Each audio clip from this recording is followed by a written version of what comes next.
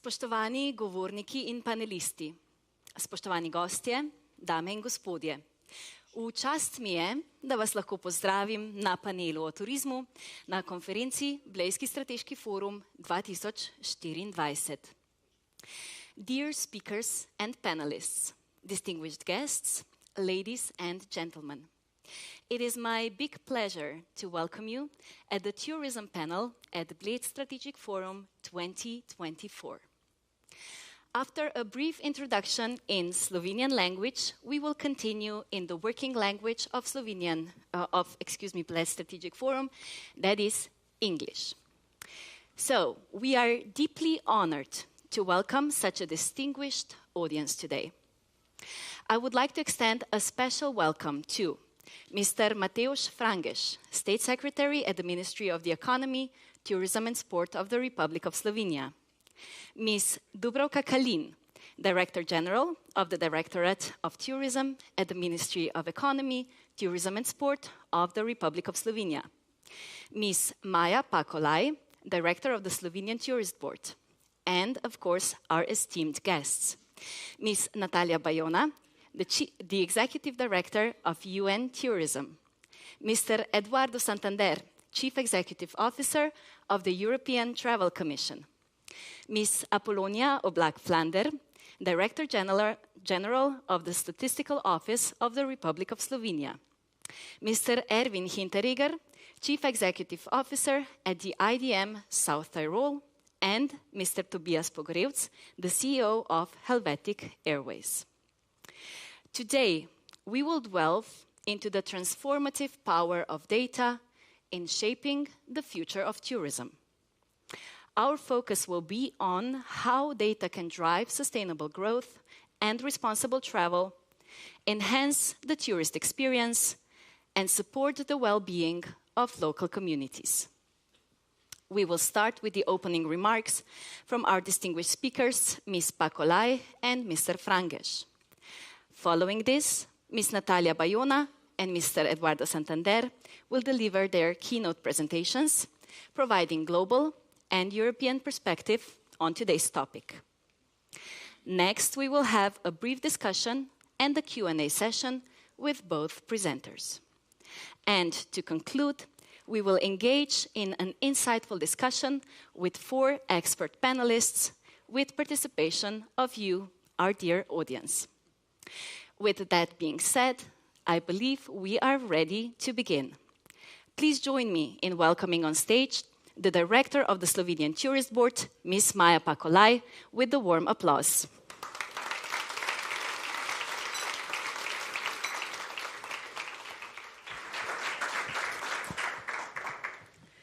Dear colleagues, esteemed guests and speakers, warm welcome to the Bled Strategic Forum Tourism Panel.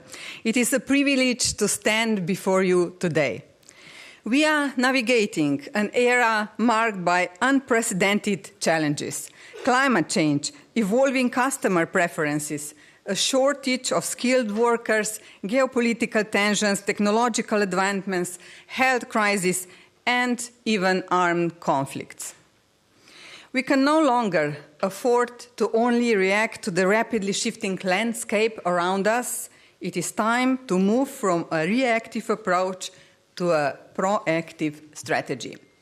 And this is why we chose to spotlight data today. Data is the lifeblood of our industry's future. It holds the power to revolutionize our understanding of visitors, to forecast trends with unmatched accuracy, and to manage our precious resources with wisdom. A staggering amount of 2.5 quintillion bytes of data are created each day. So the question arises, How deeply are we really tapping into this vast wealth of information? And maybe more importantly, how far ahead are our competitors in doing the same? In Slovenia, we operate according to our tourism strategy in what we call a boutique environment. Unlike the impersonal, hyper-technological approaches seen elsewhere, our tourism strives to be intimate, personal, deeply connected to our nature, culture, and community. But in a world where change is constant and competition fierce, how do we ensure that this approach not only survives, but thrives? And the key lies in embracing data as our ally. To fully unlock the power of data, we must address several key challenges, and let me highlight 4 areas. First, data quality and accuracy. Reliable data is the foundation of any strategy. Inaccurate or outdated data isn't just useless, it's dangerous. In the Global Risks Report for 2024, over a half of respondents cited AI-generated misinformation and disinformation as a significant concern. Second, data privacy and security.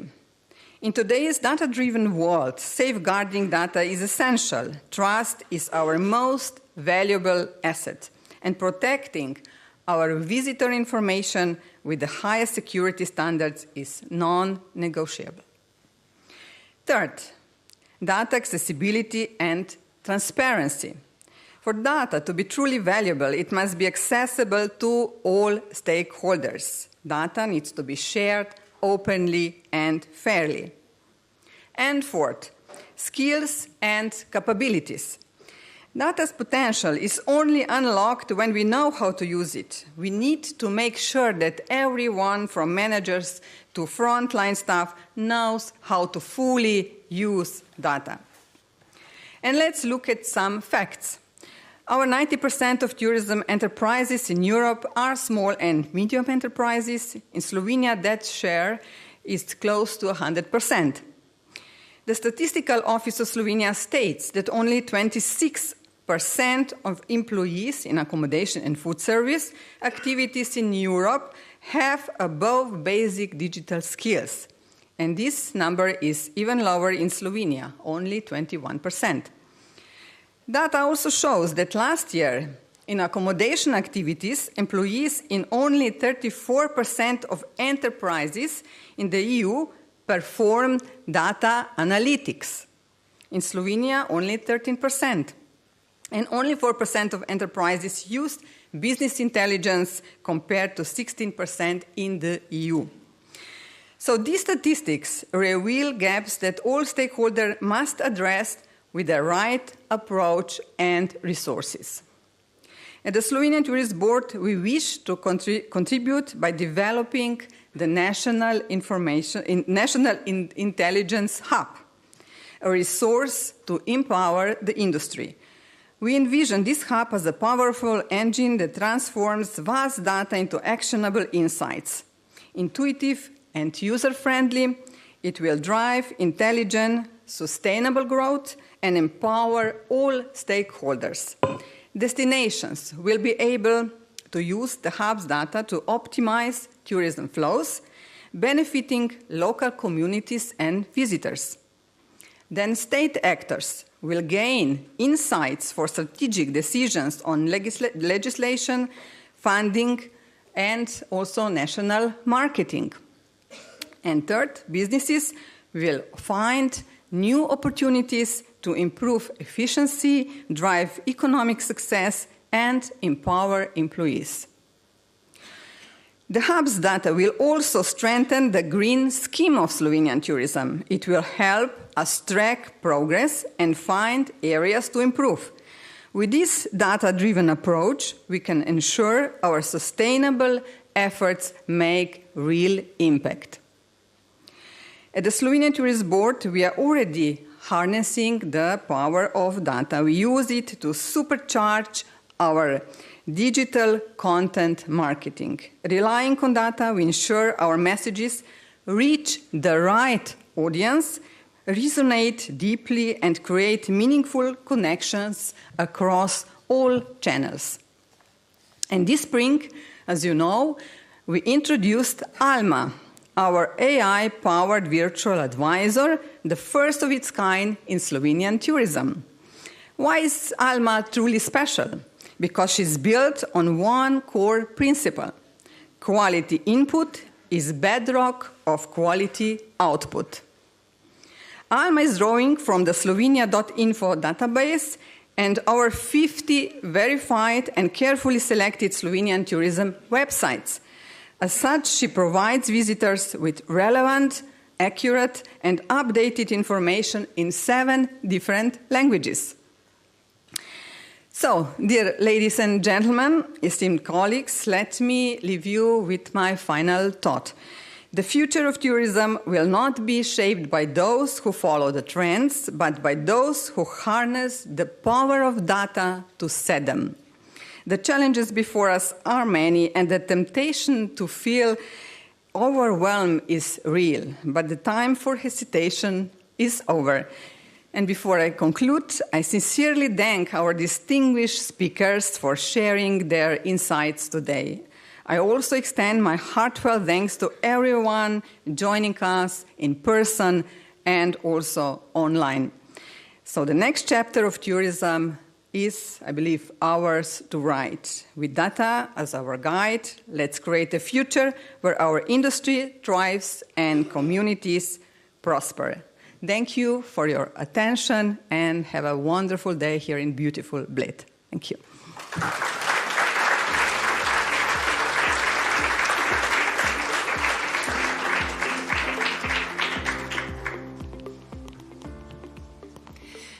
Thank you, Ms. Olaj, for this introduction into today's topic.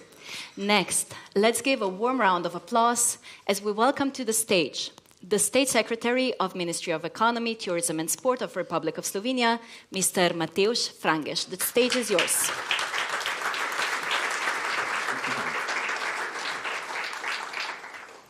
Welcome to Bled Strategic Forum. Welcome to Slovenia. Maybe you know Nick Cave's song called Into My Arms. It begins with, I don't believe in interventionist God.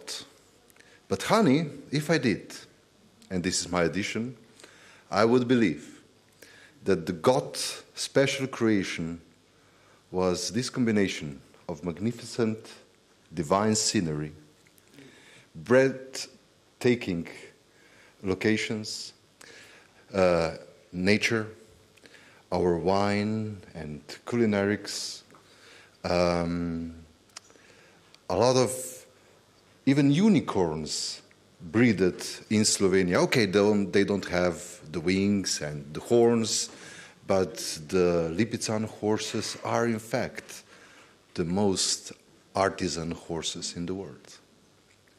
With all the beauties all across Slovenia, we believe that it is a privilege to develop this destination into already recognized most sustainable destination in the world. And because of all the treasures we are here to protect and to show those treasures to our guests welcome from all over the world. So, data. Data essentially needed to make the right decisions. Data needed to make our work with our guests as well as with our stakeholders as effective as possible. In tourism, Slovenia already built a strong ecosystem with magnificent work of our national Slovenian Tourist Board, with excellent work of tourist service providers from the hotels to outdoor and sport activities to wine and culinary offer that makes Slovenia a wine and culinary superpower of the world.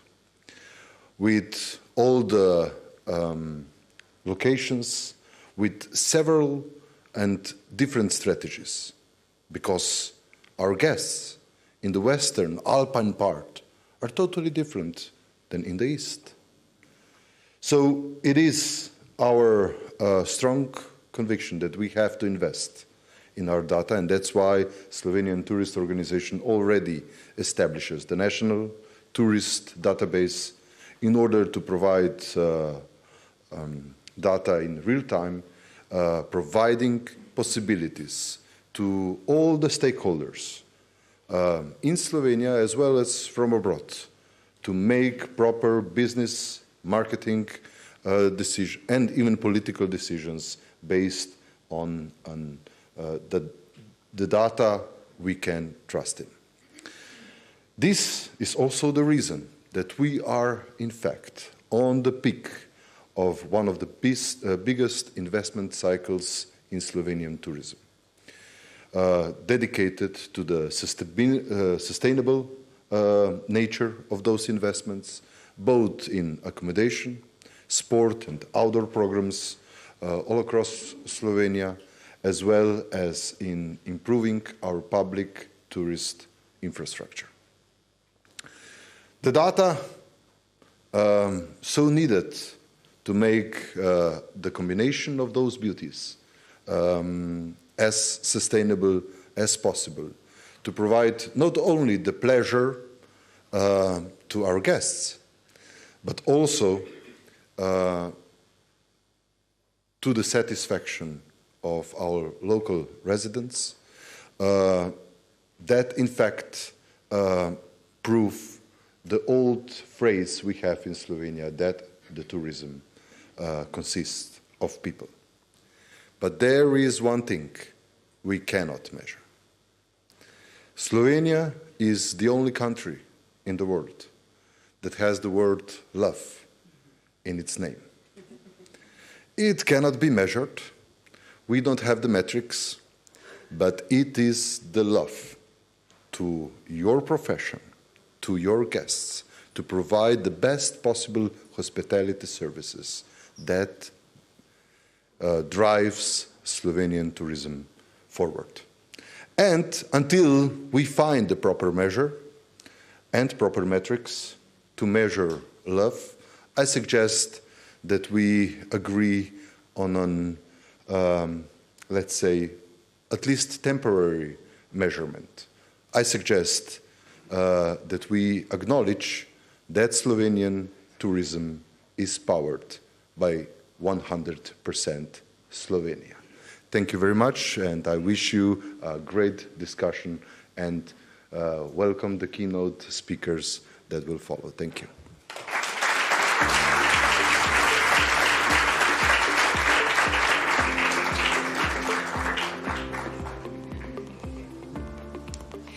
Thank you very much, Mr. Frangež, for your opening remarks. We are now ready to move into the second part of today's event. It is time for our keynote addresses. The first one will focus on how investments, innovations, and education build the tourism of the future. Please welcome on stage with generous applause Ms. Natalia Bayona, Executive Director of UN Tourism. Ms. Bayona, welcome on stage.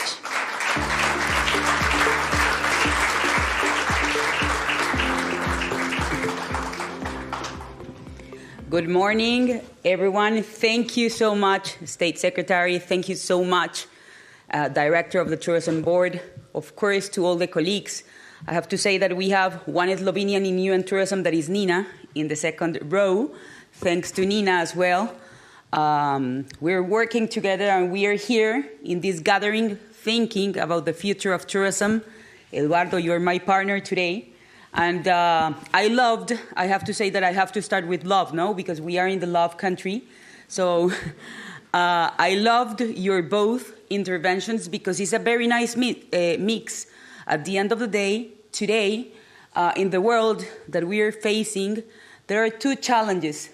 The first one is artificial intelligence and how we use technology for good.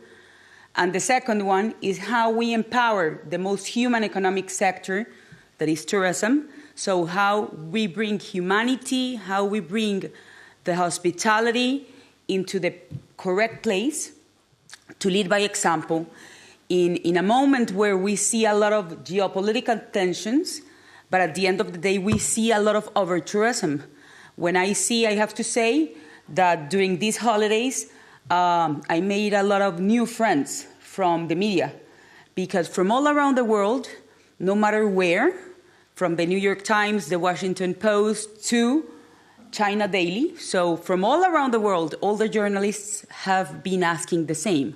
What will be the future of tourism without education? What will be the future of tourism without or with data? And you mentioned pretty well, you both. We have maybe the best sector, because it's a sector of the SMEs. It's a sector where 90% of the backbone to make this possible is thanks to SMEs, like this hotel. And at the end of the day, we need to invest properly to guide ourselves and to lead in a proper way. So Nina told me, and of course the government of Slovenia told me to share some views on how we see Slovenia today, of course with data. And I'm going to start by talking a little bit before. I don't know if... Now, so I will start before starting to speak about Slovenia. I am going to share some views on international tourism, where we are. So we need to understand, first of all, that of course the world is almost recovered, 89% of recovery, but our studies and barometer says that we expect 2 or 3 points of more growth this year in tourism. So as of today, 1.3 billion international arrivals, 1.7 trillion USD exports. This is really important. When you see what is happening in the world, when it comes to exports, goods are going down, investment in goods are going down, but investments in services are going up. And when we allocate all the services, tourism by far is the sector that is growing the most. So today we have a strong opportunity here. And of course, is still the 3.3% of the GDP.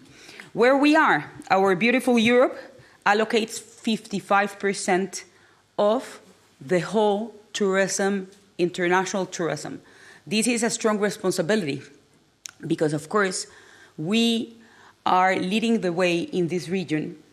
And we were discussing this morning that some of the emerging markets, for example, the Middle East that allocates 7%, or Asia and the Pacific 18%, the Americas 15%, they want to learn from Europe how to organize over tourism, how to organize and to plan urban tourism, how to plan short-term rentals. Maybe these discussions are not new for you, but for the other half of the world are new, because this phenomenon is coming today, thanks, of course, to the power that we are growing very rapid compared with other sectors. Then I have to say, if we jump here, yeah. So where is Slovenia? Basically, when we see the data of the National Office of the Republic of Slovenia, tourism in Slovenia is going really well, 4.7 million international tourism arrivals, fully recovery, and surpassed pre-pandemic levels in 18%. And the main markets, of course, we have the neighbors, Germany, Italy, Austria, Czechia, and 1 million overnight stays in Bled. So at the end of the day, what we see is, of course, really positive, 11% of growth. Thank you. And when it comes to the global ranking of competitiveness of the World Economic Forum, we can see that, of course, the country is number 42 from all the countries in the world. That's good. And from the region, we see countries like Poland, Hungary, and Bulgaria that have good performances as well.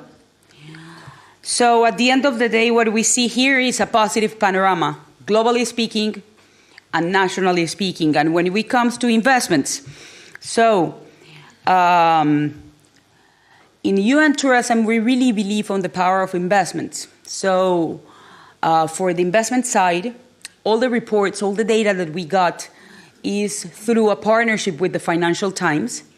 So why I'm saying this? Because from the overall investments in the world in tourism, more than 80% of the investments goes to hotel accommodation. That's good, but that's not enough. We need to invest more in people, invest more in education, invest more in technology as a sector. And that's why I will start here the presentation about how we can connect the investments of the private sector, how we can create incentives of the private sector from the public in order to get integral and a 360 model of investment. So Slovenia, of course, have a very strong investment framework. During the last year, 2 greenfield projects were announced with 120 million investments developed in the country. The investments were made by Barceló, that, as all of us know, is a strong Spanish brand, Eduardo, and Delta Real Estate. So both, of course, correspond to accommodation, and they expect to create 230 jobs. That's good, because at the end, that's a message of certainty. And when we see the ranking of the Financial Times, where is the investment going in the Balkans and in Eastern Europe, we can see that, of course, Slovenia is really well known, and we have Slovenia in the top 10 of the ranking with, as I already said, 120 million the last year invested in tourism. The first one, if you want to know, is Poland. The second one is Montenegro. The third one is Romania. The fourth is Hungary. The fifth is Bulgaria. And the sixth is Albania.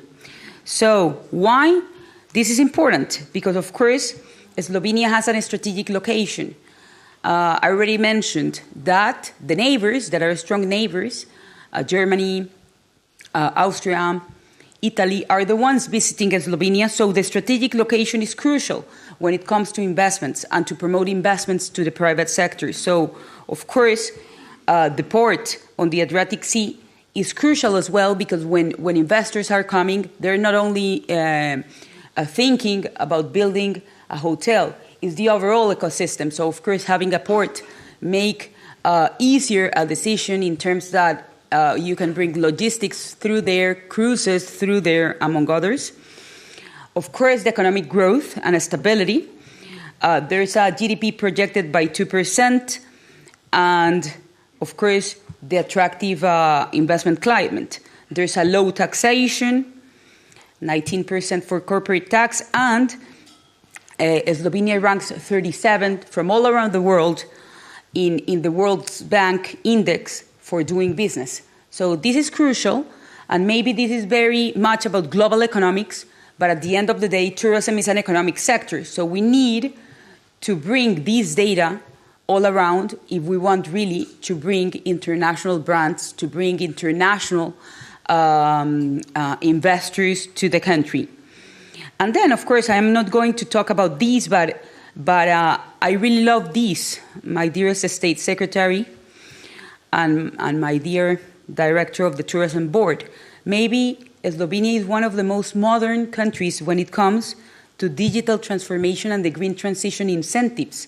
Because normally speaking, what you hear about countries is that they want innovation, that they want to bring technology, but they don't have the correct incentives to bring them. Today, here in Slovenia, you have a very modern regulation. We need to use it. It doesn't matter that it's from the general framework, but for cloud computing, for big data, for artificial intelligence, there are incentives to bring tech companies here. And of course, tourism needs a lot of cloud, needs a lot, not only for the governments, but also to the SMEs, to be more modern, to be more efficient, to have their archives in the cloud, or as you were mentioning before, with artificial intelligence assistants. We are, in the UN Tourism, we are launching our new Tourism Academy with artificial intelligence teachers that will be able, of course, to be online tutors for people all around the world. But that's the power of technology, and having in Slovenia a strong incentive relief tax for these kind of companies is crucial, because at the end of the day, they are services. They represent, of course, a good connection and a good combination for the country. And, of course, we have different challenges. In Europe, we have a lot of challenges, of course. We need to generate in Europe added value tourism products, not only sand and beach, and not only being positioned by the short-term rentals that we have all around in the European Union, so that you have the north in the south and the south in the north. But now, due to climate change, maybe I want to be in the north. So maybe the things are turning in a different way. That is happening today in Spain. I don't know if you know. But the Spaniards don't want to go to the south because it's too hot. So the Spaniards, there is a change on the way they travel, and now they want to go to the beaches in the north, in Galicia, etc. So we need to generate tourism added value products and to see what is happening today, to innovate, of course. The staff shortage, that's a strong mandate in the whole world. Tourism is the most human economic sector. Tourism is the strongest employer of youth, but 50% of youth working in tourism only have secondary skills. So how we can talk about a strong economic sector? And then in the European Union, I saw the last data of OECD, 2/3 of Europeans working in tourism only have secondary skills. So imagine if 55% of the world comes here in this region that is supposed to be the mature region, but we don't have the proper skills. Guess what happened next? Low salaries and informal economy. That's obvious, no? So that's why this is in the middle. Education has to be a must in every single thing that we do in this sector. It doesn't matter if we are in the private or in the public sector. And last but not least, of course, sustainability, how we're going to sustain this sector. And when I'm talking about sustainability, it's not only about climate change, how we're going to sustain the local economies, how we're going to sustain the traditions in a world where everyone can travel and everyone is global today. So, basically with this, of course, in UN Tourism, what do? We work, of course, in open innovation with the whole ecosystem, with the corporates, with the institutions, with the academia, of course, with the governments, with the startups, and with the investors. And, as I already mentioned, that Slovenia has an innovation-driven economy.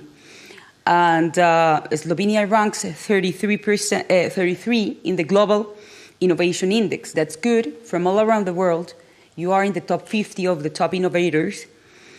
Of course, you have a strength, as I already mentioned. There's a strong public policy on developing technologies, on developing innovation, on bringing new services to the sector. And when it comes to venture capital, of course, is not as stronger, but that's our job together, UN Tourism and the government, to promote that these new venture capital funds come into the country to invest in those entrepreneurs, to invest in new technologies, so that we see that little by little the country is expanding the way in terms of investment and is not only going into traditional investments. So I saw, when I did a research with the team, we saw there are startups today, at the end of the day, technology is technology, thanks to startups and thanks to the youth working on technology. So we saw that, for example, there are Slovenian startups that are guiding the way, not only in Slovenia, but that they are exporting their services as well all around Europe. So, for example, Flex Keeping is the one that we saw. Is a housekeeping and staff collaboration software, so to make more efficient a service. And they have been funded by 800K. Nexto is another one, cultural augmented reality with gaming. That's really important. I don't know how many of you work in technology. I don't know how many of you are working, not for me, I am still young, but working for Generation Z. Generation Z doesn't want traditional things. And this is crucial because when I always go to a forum, no one is working on Generation Z. And Generation Z wants about what Slovenia is offering, wants gaming, wants augmented reality, wants artificial intelligence. They don't want the traditional book that I used to have when I used to travel with my dad and my family. What they want is immersive and new technologies experiences. So this is an example of how new technologies can help us, to bring together. And this one, pandemic, 400K funding, and basically is a word of mouth marketing tool. So at the end of the day, the ecosystem is there, The ecosystem is there. We have seen, of course, that there's the security, there's the confidence, there's the trust, the numbers are there. And by 2030, the Ministry of Economy, Tourism and Sports wants to have at least 476 startups per million inhabitants. So at the end of the day, is what I'm saying. The whole ecosystem is connected. We see evolution in the economics in Slovenia. We have the political commitment and we have the tools. So this is a very good, example. Slovenia can be a very good example on how other countries can guide the way, including European Union countries, where I don't see these kind of regulations. The regulations can be more generic. So at the end of the day, what we see is what can come next. So the main pillars, I already said, education, deep technologies, and green investments. So on education, basically, we need to work on the long-term provision of highly skilled and competent staff, not only in Slovenia, not only in Europe, in the world. Slovenia, of course, has invested, we were seeing, in more than 225 million euros in increasing digital competences. So again, it's a good example. And the good thing is that in the UN system, in UN tourism, in terms of education, that's our core. That is one of our main pillars. And in education, what we have, thinking about these challenges, is that in 5 days, we will launch, for example, the first bachelor's in international sustainable tourism with the University of Lucerne in Switzerland. But the magic of this is that the first year will be taught for the teenagers and for the students in Madrid. That is, of course, a strong place to study tourism. Second year is hybrid, and third year is in Switzerland. That's an example of the things that we are doing. The Online Academy is our online platform with more than 50,000 students from 100 nationalities. And what I was saying, we have more than 50 courses with the top universities from all around the world, from Cornell in the US to the Polytechnic of Hong Kong, all the Swiss, École Ducasse from France, all the Spanish, just to give examples of the universities. And they upload the content there, and it's a social impact project. So there are top universities from all around the world uploading content for free for the people, so the people can do courses there and can access to a certificate from UN Tourism and a good university. So at the end of the day, we are helping vocational people or people that works in tourism but that want to upskill themselves to get a strong certificate.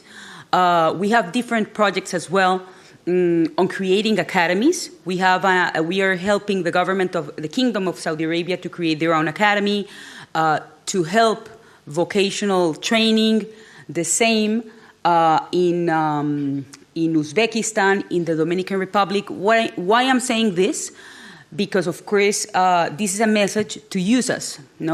If you want to be part of the programs, let us know. if I will desire to have, of course, Slovenian technologies here, Slovenian academies here working with us, because I know that we can really create something together. Second of all, in deep technologies, so how do we envision technology? I already said this. Slovenia ranks as third in Europe by economies driven by industrial businesses, which include, of course, companies where there's a digital transformation. And at the end of the day, I feel that today, when you go to different places, people know about artificial intelligence, but what I feel, this is my personal opinion, is that people don't know how to use it. Of course, ChatGPT is there, but how we use ChatGPT in the tourism industry to make it easier, and of course to have the good information and to have our ethics in place. So we're working here. We will launch it in London in the next World Travel Market, the first guidelines on how we use artificial intelligence for good. So to guide a little bit this conversation, because of course it's something new that is not regulated, so there's a very strong window open for innovation, but there's another window that can be open, of course, to make a crash if we don't do it correctly in an organized way. And last but not least, of course, green investments to sustain what we already mentioned. So in the case of Slovenia, again, Slovenia launched, this is really modern as well, believe it or not. As Slovenians, you need to be proud, but there are few countries in the world that has connections with the Ministry of Economy, where, in the case of Slovenia, in 2021, the country launched a sustainability bond. This is not every single day you don't see a country that is really connected with technology and green investments. So again, this is a very strong opportunity. So 1 billion euros were launched, of course focused on environmental, social goals, low carbon, transportation, green buildings, and from 2021 to 2026, Slovenia has a plan to support the green transformation, and of course, to create green investments. More than $200 million will be invested in renewable energies, in sustainable renovation of buildings. So at the end of the day, you can see, I'm not a Slovenian. Maybe I will become a Slovenian after this presentation, but you both spoke about data and the power of data. That's good, It's not that UN Tourism is speaking about this. It's the data that is there, and the results are there. So at the end of the day, we can say in UN tourism that Slovenia, of course, has demonstrated its potential. It's obvious, it's there. There is a strong regulation and a strong incentives on technology. There are strong incentives on the green transformation. There's a strong commitment on education. So today, of course, what we need to do is to activate all of this with all of you, because, of course, the tools are made by the government, but to be applied by the private sector. And, of course, to help those entrepreneurs to get involved into this green transformation, into the digital transformation, and, of course, to shape better the future of tourism and to guide and to lead the way about this beloved country. So thank you so much. I hope that this inspired you and that these facts makes you proud of Slovenia. I'm really proud of Slovenia, to be honest, because it's difficult in a world where we are to have these positive facts and figures and this commitment. So count on us, count on you and tourism, and of course, let's start our job, my dearest masters of ceremony. So thank you so much again.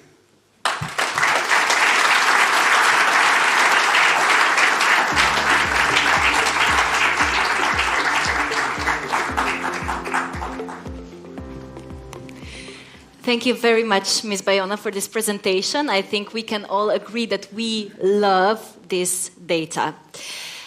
I will invite you back on stage very shortly, but before I do that, let's welcome our second keynote speaker, who will talk about how data and digital tools are transforming tourism in a post-COVID world and how the European Travel Commission is responding to the evolving landscape. Joining us on stage, let's welcome Mr. Eduardo Santander, Chief Executive Officer of the European Travel Commission. The stage is yours.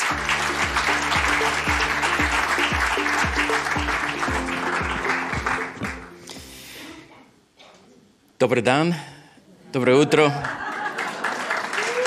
buongiorno, guten Morgen. I hope I haven't forgotten any linguistic minority or linguistic majority of this beautiful country of Slovenia. I belong to a family that always starts thanking the host, of course. Dear Secretary of State, I think you spoke out of your soul. I was very touched with your speech, without any prompt or any written paper in front of you. So you feel the love, we feel your love for your own country, and this is probably the strongest message that a Secretary of State of Tourism can pass, to stakeholders. Of course, I cannot move forward without thanking Maja for inviting me and for putting together with her professional team, Alenka, Carmen, Anna, just to mention, and of course, the new member of the team, Alma. By the way, probably none of you, many, do you know what Alma told me this morning when I went for my walk around the lake? No. That an old tradition in Bled Lake is that if you marry in the Assumption of Mary Pilgrimage Church in the beautiful island in the Middle Lake, you have to carry your wife-to-be 99 steps, and she has to remain silent. Well, you tell me how that works, and I don't know if Alma has the answer for that. But Maja, I have to go back to you because you've been a real beacon of hope for our association. We had a general meeting very recently in beautiful Ljubljana. And when we talk about influencers, influencers here and there, and pictures there, and selfies and so on, you have been a real influencer, for many countries in Europe. You and your team, of course. This is a collective effort. And it makes me proud that, when I listen to Natalia, my dear friend Natalia, an esteemed colleague at UN Tourism, about how Slovenia, that arguably you say a small country, in between the Adriatic Sea and the Alps, not very well known, but you are the beacon for so many other countries. We get in Brussels a lot of requests about, from Chile, from Bhutan, say, can you send me the Slovenian strategy on sustainable tourism? And that should make you very proud, because this is a real influencing power that this country is having all around the globe. So, my dear colleagues, friends, and I was able to make a good few friends. Thank you, Alenka, for babysitting me last night. There's no best fitting place, to hold this conference. When we are going to be talking about new strategies for digital transformation, and you were the first. And the first always have the biggest difficulty to break the ice. And even if the Bled Lake doesn't freeze any longer, as I heard last time was, the lady from the restaurant told us last time this lake was frozen and was able for ice skating was back in 2012. So there's something happening out there that obviously it's showing some changes in our environment and the ways we work, in the ways we interact, and in the ways of civil society also. It started to perceive tourism, to the mentions of Natalia. Well, the STB's, the Slovenian Tourism Board's strategy for the digital transformation of Slovenian tourism, is the leading example of how NTOs can empower all stakeholders to adopt innovative digital strategies and tools to promote sustainable, high-quality visitors' experience and excellence in interaction between locals and travelers alike. Now, there we go. Oh, same problem here. This battery runs pretty quick. Can you give me a click there? There we go. So don't worry, that's what happens when we talk about digitalization, innovation, and the clicker doesn't work. And so ETC, the European Travel Commission, it's a rather old organization. I was introducing myself to some of the, thank you, to some of the speakers. We've been around for 75 years, and it is an irony of history that when ETC was created back in 1948, out of the ashes of the Second World War, there was some wise men and women. There were 2 women also in the room back then, so which is very important to mention nowadays and also back in the days.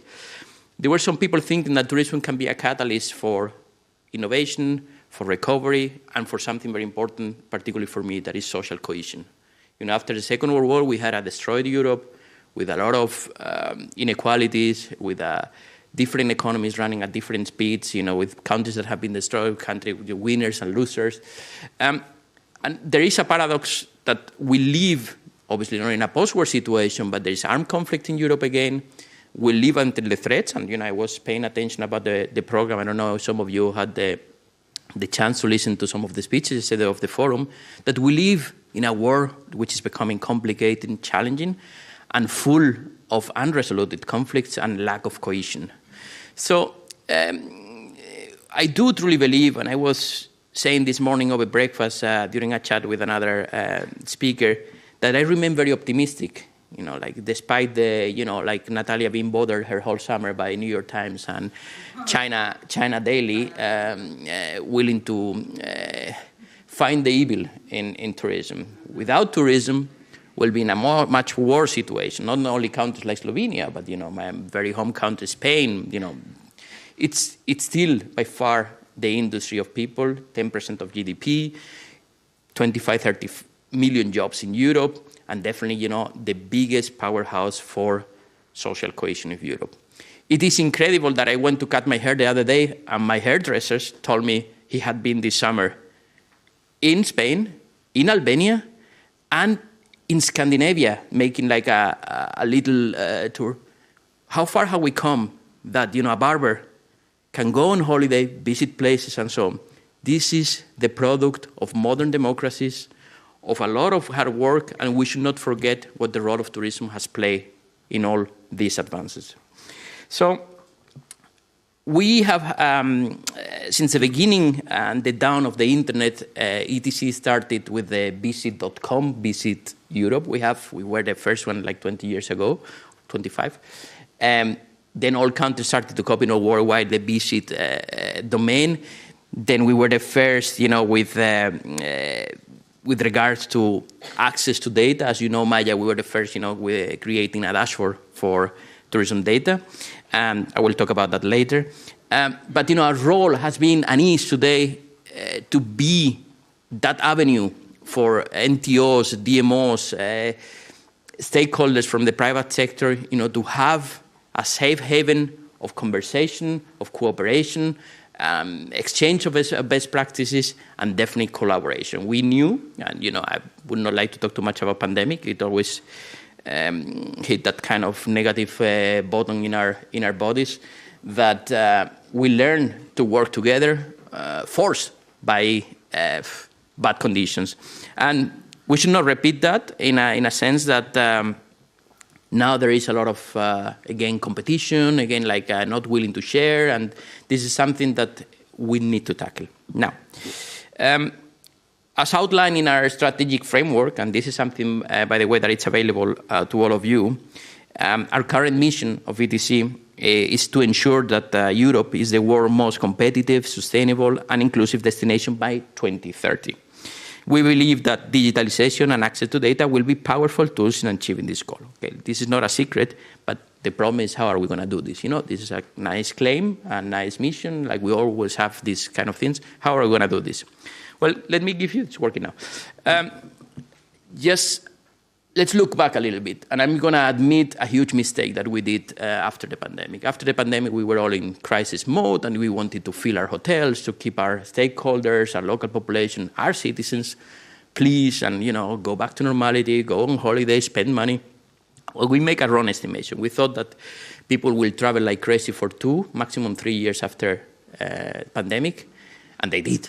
And if you see the numbers, from 50% of global share, we're already at 55, and the trend is non-stop. So we thought that people will stop traveling because the money will run out, because inflation will kill asset killing by de facto people's savings and prospects.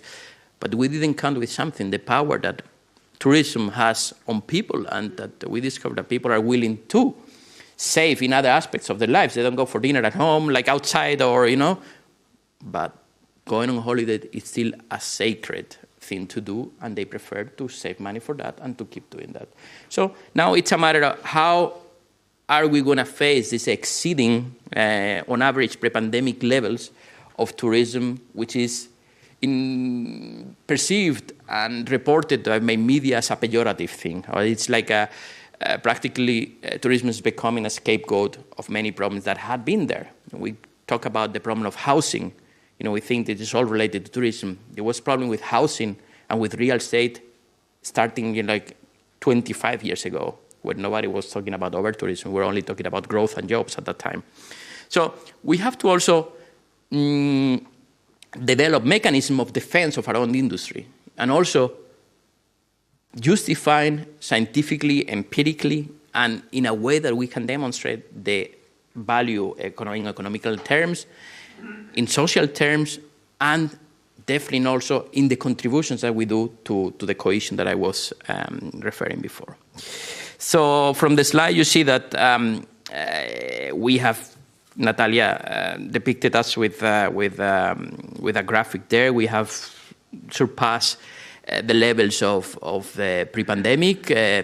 This perception is in some countries very different. There is an disbalance.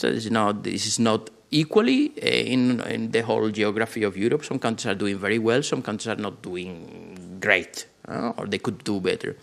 And the problem that we have is a very, very, very old problem in Europe, that it's like people go to the same places at the same time. We keep increasing capacity in the air, we keep increasing, but it's a bottleneck effect. So how do we tackle this? Well, let me move forward again. Oops, yeah, very good. One of the things that ETC is doing to tackle this issue is to transform the visitor experience. And here we have to go back to the strategy of Slovenia with regards to it's going to be the outcome of all these investments, all these trainings, all these upskilling tools that the governments are also pushing forward. Today's travelers expect a seamless experience and just in only one click. Just Alma telling you what to do in Bled this morning. NTOs and DMOs must embrace digital and data-driven strategies to provide visitors with the convenience, novelty, and security that they are increasingly looking for. So data is giving us three major topics right now. First, and you see it on the slide, but I would like to give you a little more some insights. It's giving you personalized recommendations. It tackles your IP address, it gets, from all your cookies, your interests, what you shop, what you get, and, it creates a persona out of you and give you the, the best possible experience. According to a recent study available to all of you, 6% of intra-European travelers are already using regenerative artificial intelligence programs on AI-based itineraries creators. The tools are still very rudimentary. You're still not finding that kind of very connection with the bot. It's still like that. But, there is a huge progress and prospect there. Another insight concerning the personalized recommendation is these tools should aim to help travelers explore beyond the hotspots, which is also a way to shift. And Maja, if you remember, in one of our studies recently, what we are trying is to shift the roles of NTOs in the years to come into keep promoting in a different way, involving the famous or infamous triangle of visitors, residents, and entrepreneurs alike, and management destinations rather than promoting them only. It has to be a very balanced act here. Particularly rural areas. I was surprised to see 1 million visitors Bled, but I'm sure that 10, 12 kilometers north, south, or east, there's people here, I could need some tourists here, like in my valley or in my winery or in, So we also have to tackle that it's not always as it looks like. Secondly, giving tourists access to more information about their destination could improve 3 major aspects that influence a lot where people go on holiday. First is safety, accessibility, and planning. I don't know if you have planned a holiday recently for yourself. I'm sure you were on holiday this summer, some of you for sure. And it's becoming increasingly annoying, to by the time you have booked everything. I have, young children. By the time you have picked your flight, your room, your activity, and so on, I don't know. Despite the fact that obviously it's becoming more expensive, it's also difficult, to put all the pieces together and then having a great time at the end of the day. So some examples of this giving tourists access to more information are real-time access to weather and transport data, how that could help travelers better plan their trip. We know from winter destinations that, it's becoming very tricky for them to plan because people see the weather apps, something that we didn't have like 10, 15 years ago. If you booked a ski holiday, you went no matter what. It was raining, hail, shine, or no snow, like sometimes it's the case now. But now people decide maybe a week before whether they are going to go to Slovenia for skiing or not. And that creates a problem also for the entrepreneurs and for the stakeholders here. The data also can improve travelers' perception of security, allowing them to avoid extreme temperatures. We saw in the Mediterranean basin, the Adriatic. Maja was reporting that the Adriatic has been pretty warm, and that warming of the sea, has also its impact here in the mountain regions. And we had the horrible floodings and floods last year with the catastrophic consequences that they have. Third, accessibility to healthcare care and information.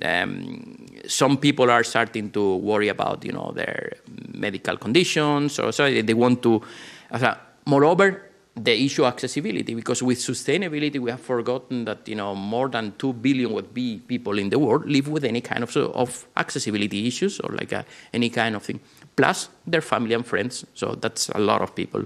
And we have to convert that into a business possibility when it comes to accessibility. And accessibility doesn't mean that you are on a wheelchair. Of course, that's a case of accessibility.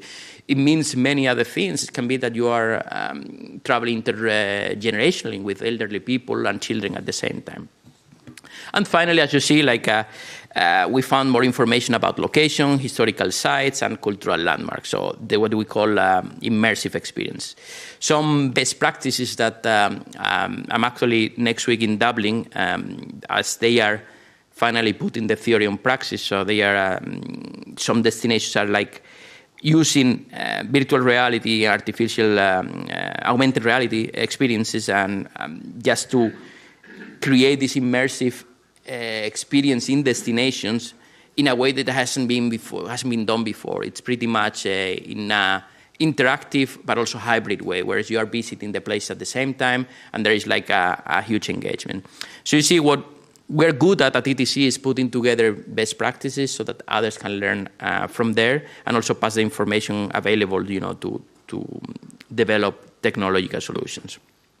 But data can also improve resident satisfactions. I think we could talk, and I can talk a lot, but I can talk over and over about the resident satisfaction, how this is now affecting the environment of tourism businesses. And as we know, in recent years, dissatisfaction among residents about how tourism has been steadily growing in central popular destinations, needless to mention the Venices, the Barcelonas, the Amsterdams, whatever.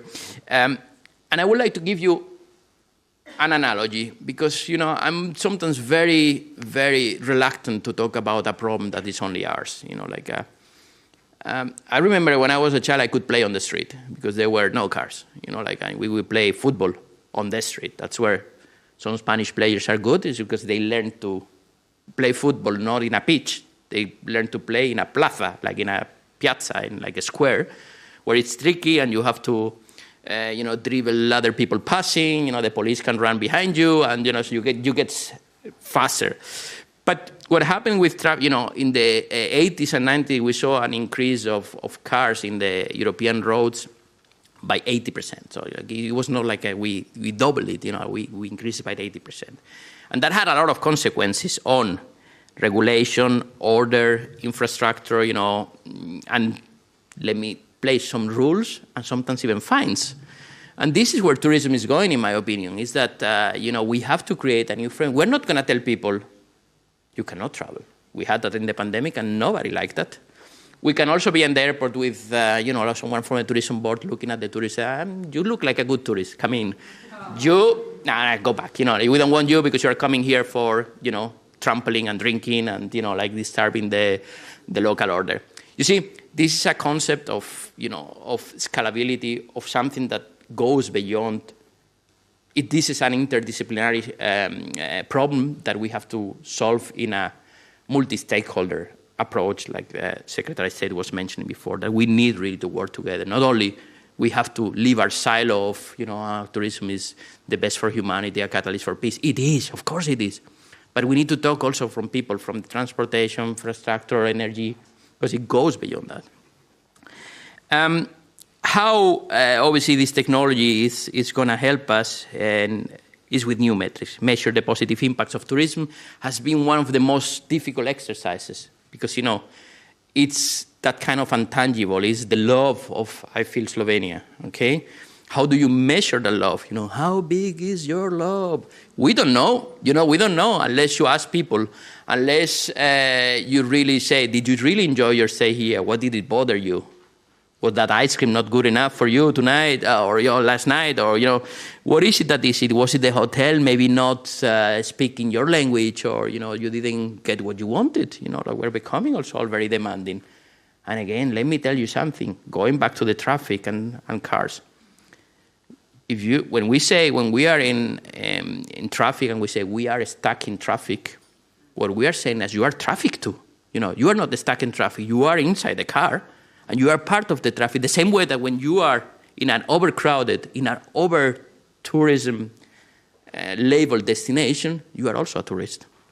No matter how much money you have or no matter what you are doing. So you are also part of the problem and part of the solution. And we have to stop, trying to blame someone else.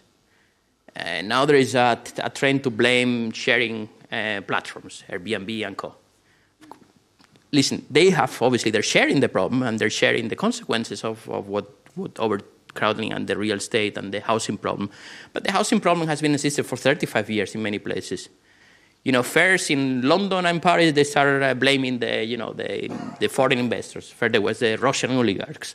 Then they were the rich Arabs coming there. And now, they need to find someone else, to blame. So the real estate problem is part of a consequence and part of a problem that it has to be tackled, of course. And I will talk about, this because it's one of the points. So metrics such as revenue brought in by the tourism sector. How much does how much of this revenue stays in Bled today? How do we measure the leakage? When you book a holiday to Slovenia, how much of that private investment of a family of 4, 5, or 6 coming to Slovenia is really staying here in Bled in the region? Metrics. Number of jobs in the tourism industry and public investment in tourism-related infrastructure. Slovenia, clear case of fact-checking. You knew that, the tourism was increasingly growing and you needed bigger roads, you needed bigger, newer infrastructure, you need to, to modernize your hotels and so on and so forth. On a narrower scale, datification could help to solve some of the biggest individual concerns of local and tourism hotspots. And here, a couple of examples, talking about sharing platforms, Airbnb. Probably you are familiar, especially those in policy making and in governmental roles. And the EU passed legislation to improve transparency and data sharing between short-term rental hosts and public authorities. So there was like a very wild jungle when all these platforms became. But, Barcelona has banned them, New York has no, And I think prohibition is not the solution. The housing market and the protecting of the housing market for locals in popular destinations is going to be key. Because, this is one of the big problems now, that the people perceive tourism as their problem not to be able to access to a proper house or apartment and so on. And the fact is that tourism is not the consequence of that, or it's not the cause of this. But we are perceived as being the only problem. The housing has been there for many, many places, particularly in capital cities of Europe. Third, and I'm going to speed up a little bit, collecting more data about the movements of tourists around destination could also be effective in mitigating crowding and congestion. Again, classic example, many of you are our good neighbor country, Croatia. The city of Dubrovnik had a state-of-the-art system on telling you how many people are at the place, when the cruise liners are disembarking, how many people are in the main citadel, and making this data available through an online platform. It's as easy as it is. I'm not going to go now because there's too many people, so I'm going to wait an hour doing something else. So things like, again, technology can really provide. Now, I'm speeding up a little bit. Data is also powerful in green transition. Of course, this is all very obvious. By how? What is the potential of this? One of the things that it's bothering me personally and at the same time challenging me a lot is the measurement of CO2 emissions in tourism. Because this is probably one of the most difficult exercises scientifically wise speaking, because it's, how do you define tourism? I know there's an Italian gentleman here, but with no disrespect to any Italians, tourism is like a lasagna. Everybody likes lasagna, okay? I know very few people. Some people that don't eat meat, they put like mozzarella and broccoli and stuff. Anyway, but everybody likes lasagna, okay? It's a dish that everybody likes. And I always define tourism as like a dish of lasagna. It's layers after layers of things. You have accommodation, transportation, you have the locals, you have the visitors, you have the entrepreneurs, you have the education factor, you have the investment, you have the energy, okay? And layers after layers you create. And believe it or not, every lasagna in every single household is different. You have that kind of, I put Parmesan in between, or I put pepper, or whatever. And in every destination, everybody puts a different ingredient, and that's what it makes it so complicated to make that a size that it's gonna, or that dish is gonna fit everybody. That's an hoax. That's not gonna happen. Therefore, we have put at ETC a huge emphasis in scientifically measure CO2 emissions in tourism. How much do we really cause? How much do we cause directly by tourism stakeholders? And also study what is the environmental impact of it, and how much is inherent to human activity. That it's not, we have to heat places in winter, but if we count as the hotels are only producing CO2 because they are heating their pools, but some hotels, and in Slovenia, no, because I talked to Itzok, I don't know if he's in the room, from there you are, from the thermal, that some of these hotels use the thermal water for for the heating, for the pools, for the treatments, everything. So you see, we have to be careful how we measure, and we are putting a lot of money on establishing a real reputation for Europe as the most green destination scientifically, not the same, because until recently everybody was very able to say, I'm the most sustainable and the greenest and the, remember all this hotel with this little signs on the door. You say, this is one certificate, one label, and after COVID it was even crazy. They have like the COVID safe, not COVID safe. It was crazy. But now we need to find a common ground. Here I have to mention again, of course, Slovenia, because we need to empower travelers to travel responsibly. We can stop putting all the pressure on the supply chain and say it's the hotels that make them press, as 85% of European entrepreneurship are SMEs, and in Slovenia it's 90. So, and we need to put some responsibility on the travelers too. We are all human beings capable to understand, learn, educate ourselves, and change. And at a certain point, we have to tell people, it's not in a prescribing way, it's in telling them that, if they in the future they want to travel, they have to change their behavior. So we have a new upcoming, sorry, I forgot to mention, obviously, this is practically the concept of the green scheme of Slovenian tourism. And if I may admit that we copy a little bit in a nice way, the trend there, and we are having a new upcoming ETC marketing campaign based on responsible travel. At a certain point, we have also to address sustainable behavior. Now, last, I was mentioning this before, how is ETC supporting datification? And this is most of the whole thing is accessible to all of you. As you know, we're a public-private organization, but mostly financed by public money and the EU. We have an ETC executive dashboard accessible to all of you, and if not, via your national tourism brand in cooperation with UN Tourism, with WTTC, Tourism Economics, where you can see in real time, have access to and data sharing all the time. For us, is that we also are participating in building the European data space for tourism, so to stop working everybody in its own lasagna of data, and we're trying to make a European lasagna. Let's see how it tastes. And second, of course, the digital upskilling that it was mentioned in the previous presentation, and referring to Natalia, who has been, of course, very instrumental to embed education in the UN tourism policies. The lack of knowledge, of course, and access to upskilling opportunities is one of the biggest deterrents. It's an investment this long term, and this is the problem. We want to have everything now. And if you invest now in education, you'll get the fruits of it when many of us maybe will not be, at least in our positions around. Now, and closing. I'm going to close this with a message of hope, of optimism, and I'm pledging you to think about it. It's what we call in Belgium rentrée, so we are going back to school, we're going back to work, after our summer break, and some time to think about what we're doing, if it makes sense or not. The chain is as strong as its individual link. So we cannot invest in one of them only, because the moment there is one link, the chain will break. Huh? And the solution, as I say, for all our problems come from this kind of interdisciplinary working groups. I'm going to end with my famous lasagna, okay? My famous lasagna has 10 ingredients that I would like to pass, and this is what at ETC will try to pass to our members. First ingredient, okay? Take notes. Certify and monitor scientifically. You need to back up your data with, universities, with peer reviews. You cannot rely on one source or one measurement. That doesn't work. Because normally we tend to believe what is good for us.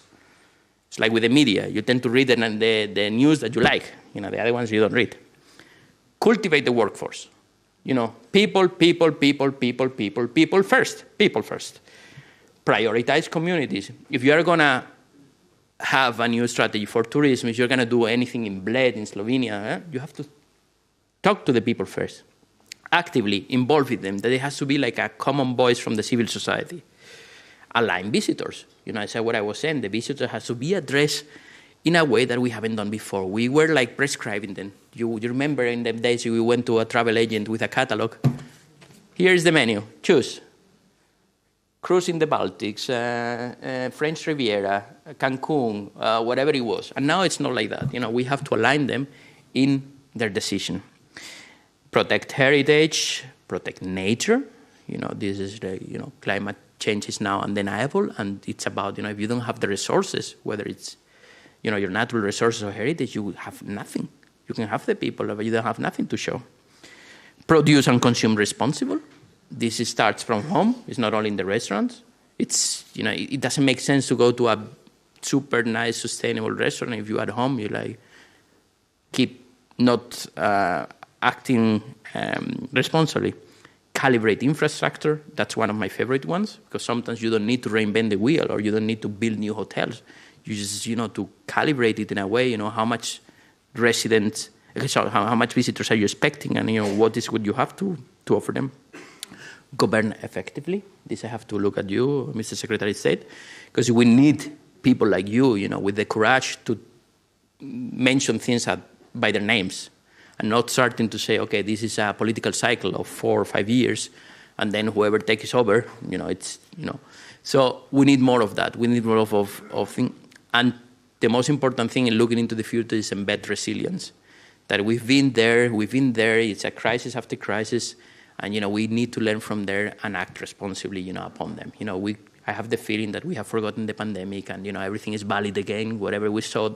Remember those times in pajamas in front of Zoom calls, saying, we're going to change the world, we're going to wake up and, everybody's going to be, living in a magical unicorn, Lipizzaner world. So thank you very much for your patience and for your attention. Voila.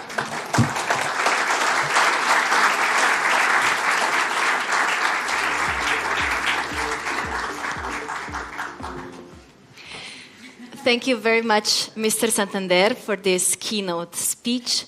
We were planning a little Q&A session with our panelists, but time is not on our side, so we will just move on to the next part. And in the end, if you will have a question for Ms. Bayona or Mr. Santander, you will be able to ask a question to them, address your question to them as well. But now we are moving to the final part of today's panel. With 4 esteemed speakers, we will explore today's topic. So please join me on stage and let us welcome them with a warm applause. Ms. Dubravka Kalin, Director General of the Directorate of Tourism.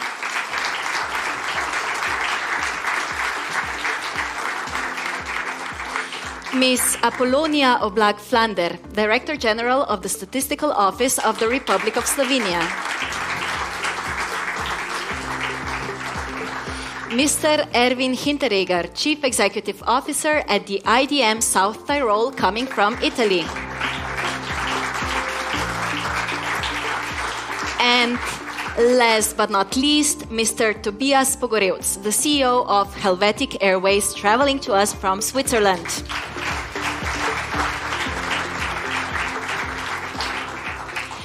Thank you, dear guests, for being here.